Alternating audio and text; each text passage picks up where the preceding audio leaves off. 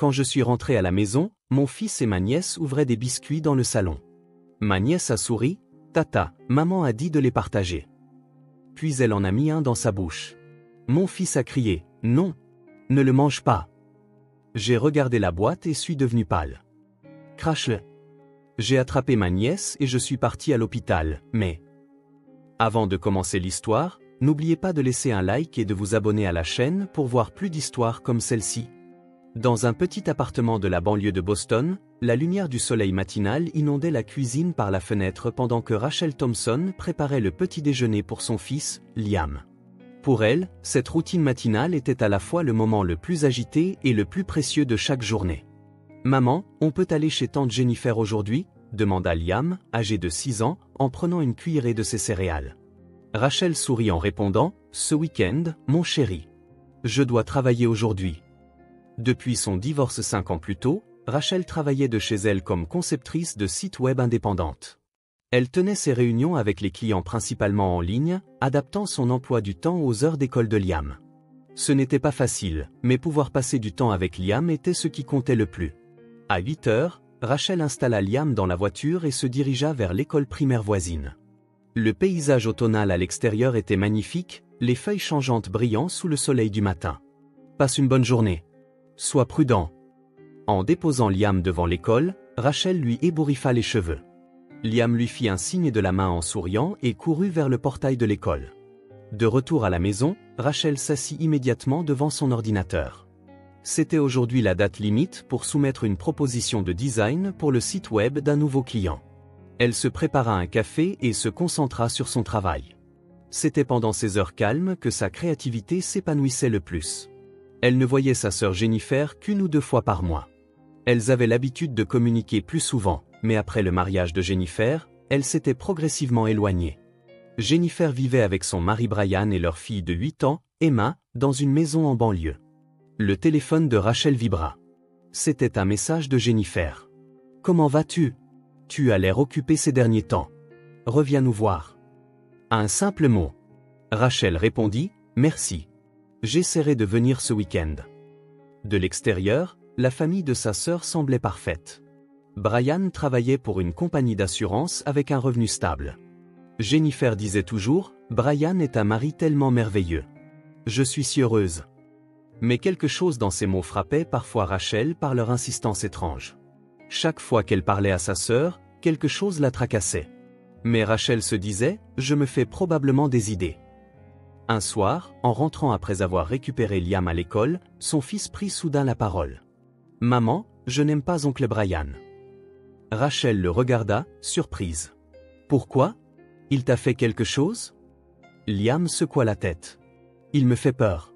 Je ne sais pas pourquoi il te fait peur, mais oncle Brian est toujours gentil avec toi, non ? » Oui, mais quelque chose est différent.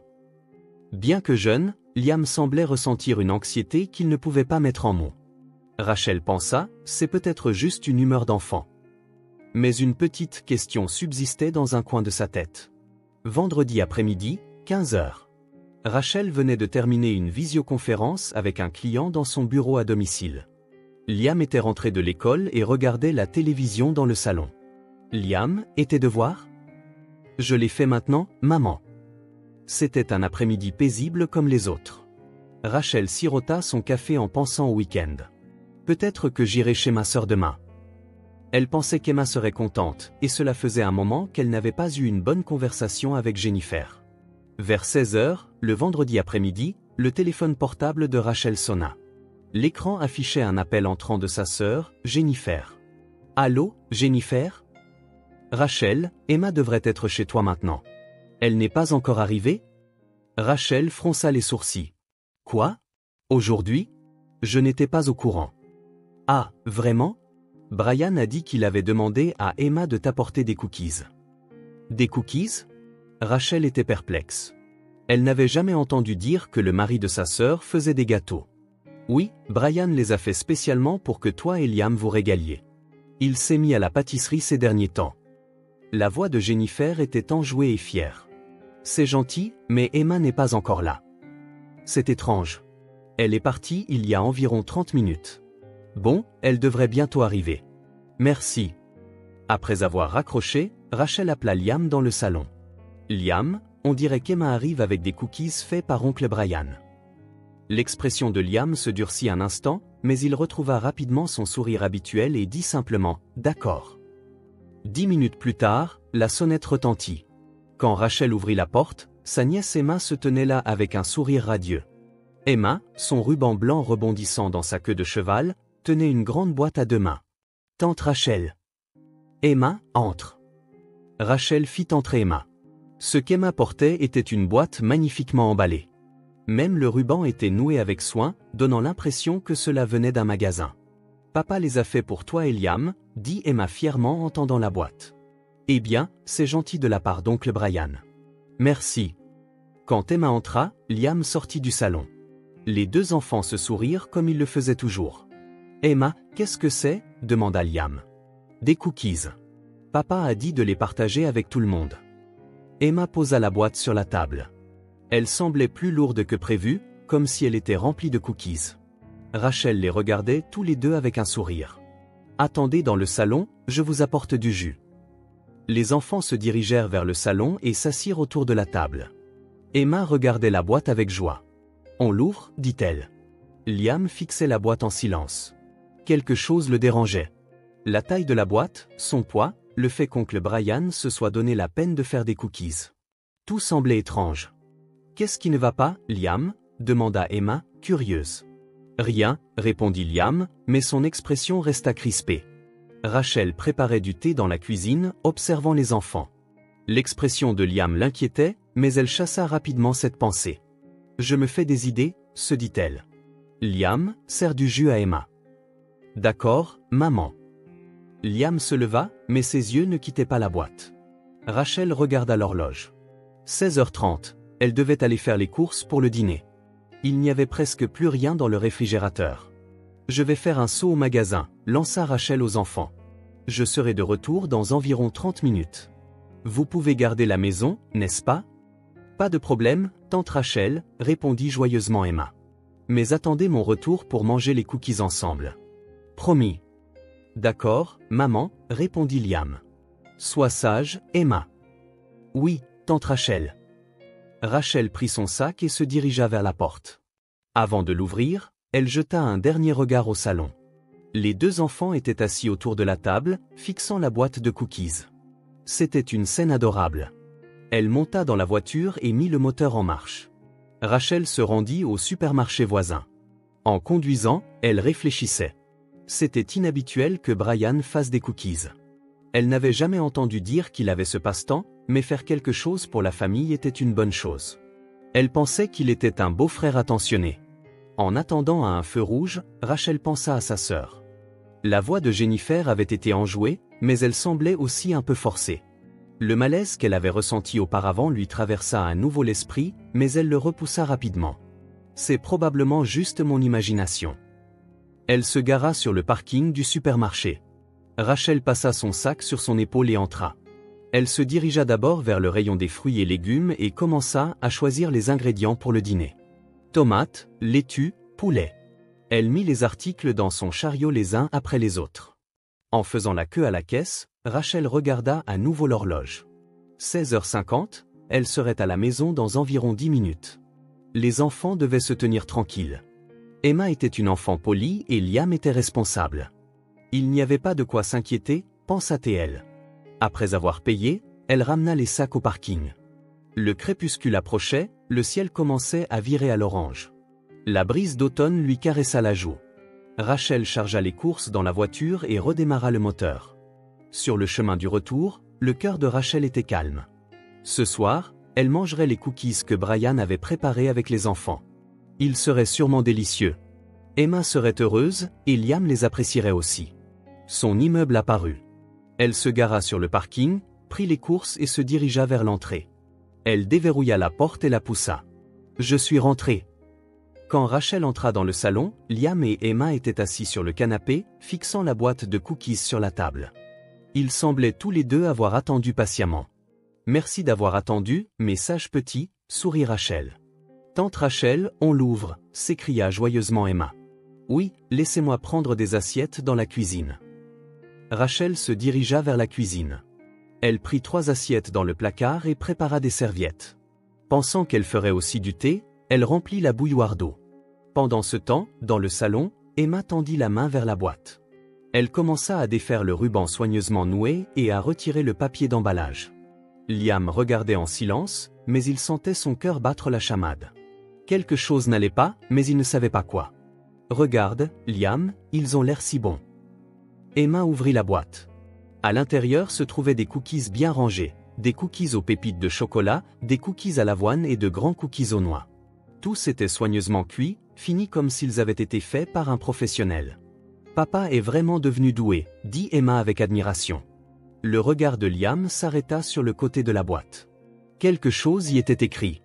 Une étiquette imprimée en petits caractères. Il plissa les yeux. La voix de Rachel vint de la cuisine. « Emma, lequel veux-tu » ? « Ce grand-là. » Emma prit joyeusement le plus grand cookie plein de noix. Les yeux de Liam s'écarquillèrent. Il pouvait enfin lire les lettres écrites sur l'étiquette sur le côté de la boîte. En petits caractères, il était écrit « Contient des arachides, des fruits à coque, des amandes. » Emma approcha le cookie de sa bouche. « J'y vais. » À cet instant, quelque chose explosa dans l'esprit de Liam. L'allergie d'Emma. Elle était sévèrement allergique aux fruits à coque. À la fête de Noël de l'année dernière, tante Jennifer l'avait répété à plusieurs reprises. Emma ne doit jamais manger de noix. Non, ne mange pas ça. Le cri de Liam résonna dans le salon, mais il était trop tard. Emma avait déjà mis le cookie dans sa bouche. Elle en avait pris une grosse bouchée et mâchait. Hein? Pourquoi, Liam? Emma pencha la tête, curieuse, le cookie toujours dans sa bouche. Rachel revint de la cuisine en courant, manquant de faire tomber l'assiette qu'elle tenait. Elle fit irruption dans le salon. Liam, qu'est-ce qui ne va pas? Qu'est-ce qui s'est passé? Les yeux de Rachel se tournèrent vers la boîte de cookies. Le côté de la boîte, de petites lettres, une étiquette. La liste des ingrédients qui y était écrite, contient des arachides, des fruits à coque, des amandes. Le visage de Rachel perdit toutes ses couleurs. Son corps se figea comme si elle était paralysée. Dans sa tête, la voix de Jennifer résonnait.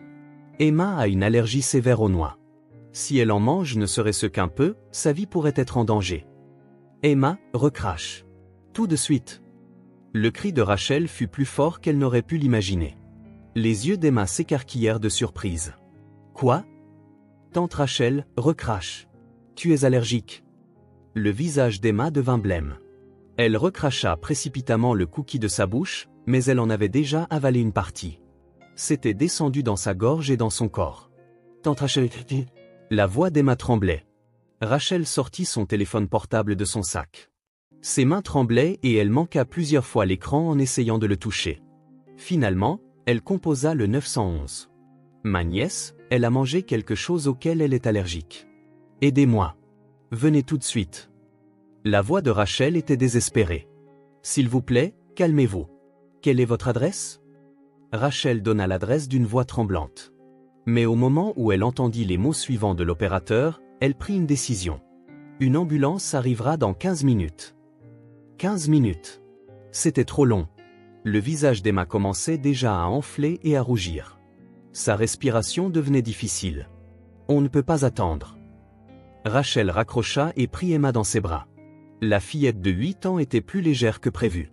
Son corps était raidi par la peur. Liam, monte dans la voiture. Vite. Liam obéit en pleurant. Je suis désolé. Je n'ai pas pu l'arrêter.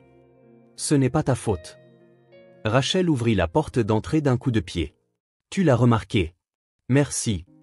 Tous les trois montèrent dans la voiture. Rachel allongea Emma sur la banquette arrière et attacha sa ceinture de sécurité. Liam s'assit sur le siège passager, le visage couvert par ses deux mains, en pleurant. La voiture démarra en trombe. Rachel tenait le volant d'une main tout en surveillant Emma dans le rétroviseur de l'autre. La respiration d'Emma devenait de plus en plus difficile. Le gonflement de son visage s'aggravait et des taches rouges se propageaient sur son cou. « Tante Rachel, je n'arrive pas à respirer. » La voix d'Emma était faible et rauque. « Ça va aller. On sera bientôt à l'hôpital. » « Tiens bon, Emma. » Des larmes débordèrent des yeux de Rachel. Sa vision se brouilla, mais elle regardait désespérément devant elle. Elle grilla un feu rouge à une intersection. Des klaxons retentirent, mais elle n'en avait que faire. Emma, ne ferme pas les yeux. Regarde-moi. Mais les paupières d'Emma commençaient à s'alourdir. Sa respiration devint encore plus superficielle, un sifflement provenant de sa gorge. Des questions tourbillonnaient dans la tête de Rachel. Pourquoi ? Pourquoi Brian avait-il fait des cookies avec des noix alors qu'il connaissait l'allergie d'Emma ? Pourquoi l'avait-il délibérément envoyé les livrer ? Était-ce un accident ? Ou bien ? Impossible. Une pensée terrifiante lui traversa l'esprit, mais ce n'était pas le moment d'y penser. Sauver Emma était la seule chose qui comptait. Le panneau de l'hôpital apparut. Rachel freina brusquement sur le parking, prit Emma dans ses bras et courut. À l'aide. Quelqu'un. Les portes automatiques de l'entrée des urgences s'ouvrirent. Une infirmière se précipita. Que s'est-il passé ? Ma nièce a mangé des noix. Elle est allergique. Aidez-la tout de suite. L'expression de l'infirmière changea instantanément. Elle appela immédiatement un médecin et un brancard fut amené. Emma fut placée sur le brancard et transportée en soins intensifs. Rachel faillit s'effondrer. Liam s'accrocha à son bras. « Maman, est-ce qu'Emma ira bien ? » « Elle ira bien. J'en suis sûr. » La salle d'attente de l'hôpital était baignée d'une lumière fluorescente blanche. Rachel s'assit sur une chaise, le visage entre les mains. Liam était assis tout petit à côté d'elle, sanglotant de temps en temps. La porte des soins intensifs s'ouvrit et un médecin sortit. Rachel se leva. « Emma, nous la soignons maintenant. Nous lui avons administré une injection d'épinéphrine et sécurisé ses voies respiratoires. Ça s'est joué à peu de choses, mais son état est stable. » Rachel poussa un soupir de soulagement. Mais l'expression du médecin resta sévère. « Mademoiselle Thompson, je dois vous demander quelque chose. Je comprends qu'Emma a une allergie sévère aux noix. Pourquoi lui avez-vous donné des cookies contenant des noix ? » « Ce n'est pas moi, » répondit précipitamment Rachel. « C'est le mari de ma sœur qui les a faits et qui a demandé à Emma de les livrer. » Le médecin fronça les sourcils. Le père d'Emma. Était-il au courant de l'allergie ? Bien sûr qu'il était au courant. Depuis la naissance d'Emma. Le médecin parut pensif. « Je vois. Nous devrons signaler cela à la police. Il pourrait s'agir d'un empoisonnement intentionnel. » La police. Rachel était sous le choc. À ce moment, la voix de Jennifer retentit depuis l'entrée de la salle d'attente. « Emma, où est ma fille ?» Sa sœur entra en courant. Ses cheveux étaient en désordre, son visage trempé de larmes. Rachel serra sa sœur dans ses bras. « Jennifer, calme-toi. Emma reçoit des soins maintenant. Son état est stable. » Qu'est-ce qui s'est passé ? Quand j'ai entendu au téléphone, Emma est à l'hôpital. Jennifer s'effondra presque en larmes. Les cookies de Brian contenaient des noix. Le visage de Jennifer se figea. Quoi ? Mais Brian connaît l'allergie d'Emma. Ce n'est pas possible. C'est ce que je te dis, Jennifer. Ce n'était peut-être pas un accident. De quoi parles-tu ? Brian n'essaierait jamais de faire du mal à notre fille. C'est impossible ? Jennifer secoua violemment la tête. À ce moment, 2 inspecteurs entrèrent dans la salle d'attente. L'inspecteur le plus âgé montra son badge. « Mademoiselle Thompson, nous aimerions vous poser quelques questions. » Rachel raconta aux inspecteurs tout ce qui s'était passé. La boîte de cookies, la liste des ingrédients contenant des noix, Emma qui en avait mangé. L'inspecteur prenait des notes avec une expression sérieuse. « Nous devons interroger Monsieur Morgan. Pouvez-vous nous dire où il se trouve ?» Jennifer répondit d'une voix tremblante. « Il devrait être à la maison. » Mais Brian n'a rien fait. L'inspecteur hocha la tête et donna des instructions par radio. « Rendez-vous à la résidence de Monsieur Morgan. Demandez-lui de vous suivre de son plein gré. » 2 heures plus tard, Brian fut amené à l'hôpital. Il avait l'air confus, accompagné des inspecteurs. Jennifer se précipita vers son mari. « Brian. »« Jenny, c'est un malentendu. Je n'ai rien fait à Emma, » plaida désespérément Brian. « Je ne savais pas que les cookies contenaient des noix. » Mais l'autre inspecteur apporta un sac de preuves. À l'intérieur se trouvait le téléphone portable de Brian et plusieurs documents. « Monsieur Morgan, qu'est-ce que c'est ?» L'inspecteur lui montra une police d'assurance vie. Le visage de Brian devint livide. « C'était il y a 2 ans. Vous avez souscrit une police d'assurance vie de 5 millions de dollars sur votre fille. Vous en êtes le bénéficiaire. » Jennifer halta. « 5 millions de dollars ? Je n'ai jamais entendu parler d'une telle police. » Il semble que vous l'ayez contracté à l'insu de votre femme, dit froidement l'inspecteur. De plus, nous avons trouvé des messages intéressants sur votre téléphone portable. L'inspecteur leur montre à l'écran du smartphone. Des messages avec une femme nommée Nathalie Reed y étaient affichés. Aujourd'hui, tout se termine.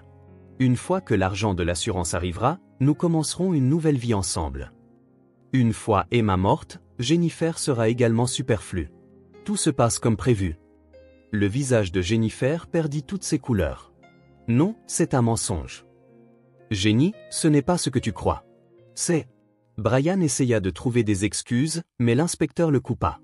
De plus, des substances suspectes ont été trouvées à votre domicile. Des composés chimiques que l'on pense avoir été obtenus sur le marché noir. Lorsque nous avons analysé les cookies restants, des traces de composés de cyanure ont été détectées. Rachel était abasourdie. Des composés de cyanure, du poison? C'est exact. Nous pensons qu'il s'agissait d'un complot de meurtre déguisé en réaction allergique, poursuivit l'inspecteur avec une expression sévère. En approfondissant nos recherches, nous avons découvert que M. Morgan a un casier judiciaire. Un casier judiciaire? Demanda Jennifer d'une voix tremblante. Il y a 5 ans, l'enfant de l'ex-femme de M. Morgan est décédé dans des circonstances suspectes. Une importante police d'assurance vie avait également été souscrite à l'époque, mais les preuves étaient insuffisantes pour engager des poursuites. Cependant, à la lumière de cet incident, nous allons rouvrir cette enquête. Brian resta sans voix. Il n'y avait plus de place pour les excuses. L'inspecteur sortit des menottes. Brian Morgan, vous êtes en état d'arrestation pour suspicion de tentative de meurtre. Alors que Brian était emmené, Jennifer s'effondra sur place. Rachel soutint sa sœur. Jennifer, je ne savais rien. Il allait. Jennifer pleurait d'une voix qui ne sortait plus. Le lendemain, des faits encore plus choquants furent révélés. La police arrêta la maîtresse de Brian, Nathalie Reed. Des preuves accablantes furent également trouvées sur son téléphone portable. Une fois que j'aurai l'argent de l'assurance, je larguerai Brian et je m'enfuirai. Tout sera à moi. Nathalie avait aussi utilisé Brian. Ils avaient tous les deux l'intention de se trahir mutuellement. Dans une chambre d'hôpital privé, Emma se réveilla. Jennifer et Rachel étaient avec elle. Liam dormait aussi sur une chaise. Maman. La voix faible d'Emma se fit entendre. Emma.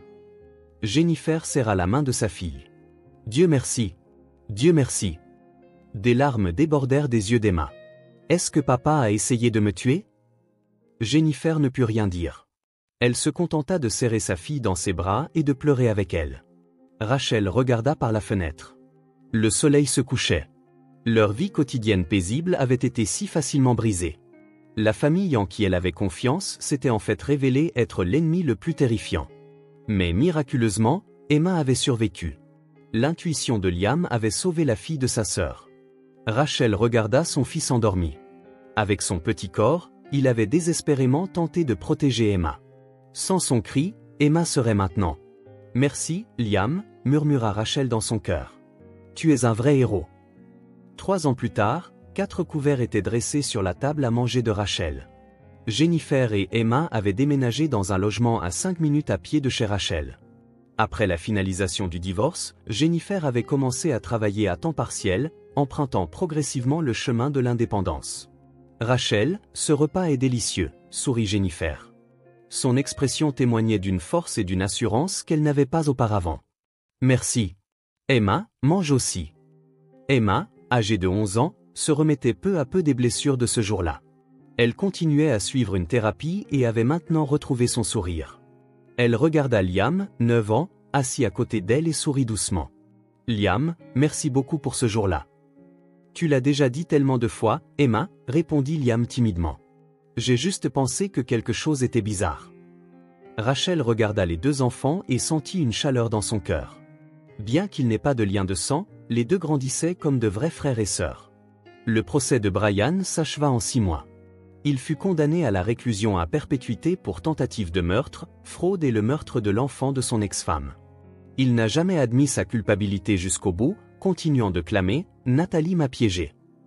On dit qu'il est isolé en prison, ignoré de tous. Sa maîtresse, Nathalie Reed, a également écopé de 25 ans de prison pour complicité de meurtre et fraude. Elle aussi passait des jours solitaires en prison. On a découvert qu'elle avait utilisé des méthodes similaires pour escroquer de l'argent à des hommes par le passé, et des charges supplémentaires ont été ajoutées. Maman, est-ce qu'Emma peut venir à la sortie scolaire du mois prochain? Demanda Liam. Nous ne sommes pas dans la même classe, donc je ne peux pas, répondit Emma en riant. Jennifer serra la main de Rachel. Rachel, sans toi, nous? Emma. Tout ça, c'est du passé maintenant, répondit doucement Rachel. Protégeons les enfants ensemble à partir de maintenant. L'année précédente, les deux sœurs avaient créé ensemble une petite entreprise de conception de sites web. Jennifer s'occupait de la comptabilité tandis que Rachel faisait le design. Lentement mais sûrement, l'entreprise décollait. Après la fin du repas, les enfants commencèrent à jouer à des jeux dans le salon. Rachel et Jennifer discutaient en faisant la vaisselle dans la cuisine. « Dis, Rachel, dit Jennifer. Qu'est-ce que tu penses que c'est, une vraie famille ?» Rachel réfléchit un instant avant de répondre. « Ce n'est pas une question de sang ou de loi. C'est une relation où les gens se font confiance, se protègent et s'aiment les uns les autres. C'est ça, une vraie famille. » Tu as raison, sourit Jennifer. Brian était de la famille par la loi, mais ce n'était pas une vraie famille. Mais maintenant, nous avons une vraie famille. Les rires des enfants provenaient du salon. Liam et Emma plaisantaient sur quelque chose. « Tu veux des cookies ?» dit Liam en riant. « Arrête !» éclata de rire Emma. Les deux adultes rirent aussi. Même ce souvenir terrifiant était devenu un passé qu'elle pouvait surmonter. Dehors, par la fenêtre, le soleil printanier inondait la pièce. Une nouvelle saison commençait. La famille blessée était unie par des liens encore plus forts. Ce jour-là, Rachel y pensa. L'intuition de Liam avait sauvé Emma. Les adultes ne doivent jamais ignorer le sentiment d'un enfant que quelque chose ne va pas. Et la vraie famille n'est pas faite par le sang ou la loi, mais par des cœurs qui se soucient les uns des autres. Tous les quatre se rassemblèrent à nouveau autour de la table. Rachel leva son verre. « À notre famille. »« À notre famille, » répondirent les trois autres. Le léger tintement des verres qui s'entrechoquent résonna dans l'après-midi de printemps. Leur nouvelle vie commençait ici.